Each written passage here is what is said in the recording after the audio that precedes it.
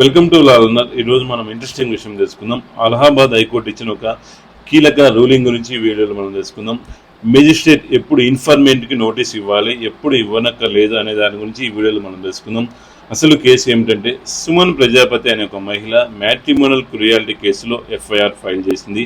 ఆమె ఆరోపణలో 6 వ్యక్తులు పేర్లు చెప్పింది. కానీ పోలీసులు ఇన్వెస్టిగేషన్ చేసి ఛార్జ్ షీట్ ఒక్కడి మీదే, త్రిపురారి ప్రజాపతి మీదే ఫైల్ చేశారు. మిగతా 5గురిని ఎగ్జనరేట్ చేసి వాళ్ళపై ఫైనల్ రిపోర్ట్ సబ్మిట్ చేశారు. దీనిపై సుమన్ అలహాబాద్ హైకోర్టులో పిటిషన్ వేసింది.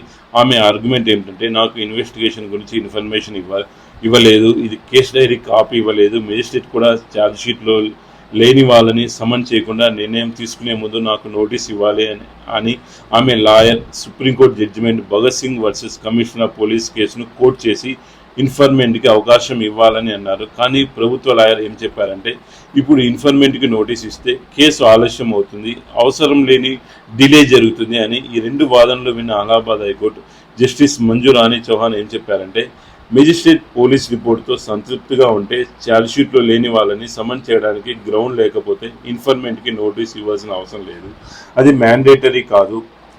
ఇన్ఫర్మేట్కి ట్రయల్ సమయంలో సెక్షన్ 319 సిఆర్పిసి కింద ఆరోపణలు చేసే అవకాశం ఉంటుంది. అలాగే ఫైనల్ రిపోర్ట్ను ఛాలెంజ్ చేయడానికి, ప్రొటెస్ట్ చేయడానికి పిటిషన్ ఫైల్ చేసే హక్కు కూడా ఉందని చెప్పింది. ఈ కేసులో సెక్షన్ 319 స్టేజ్ ఇంకా రాలేదని, ఇప్పుడు ఒకరి మీద ఛార్జ్షీట్ తీసుకున్నందుకు ఇన్ఫర్మేట్ హక్కులు ఏమీ దెబ్బతినలేదని కోర్టు చెప్పింది. అందుకే సుమన్ పిటిషన్ను డిస్మిస్ చేసింది. ఇప్పుడు నా ప్రశ్న ఏమిటంటే, ఇన్ఫర్మేట్కి నోటీస్ ఇవ్వడం మ్యాండేటరీ కాకపోతే జస్టిస్ ఎలా జరుగుతుంది, లేదా ఇది కేసులకు త్వరగా పరిష్కరించడానికి మంచి స్టెప్ అనుకుంటున్నారా? మీ ఒపీనియన్ని కామెంట్ రూపంలో తెలియజేయండి.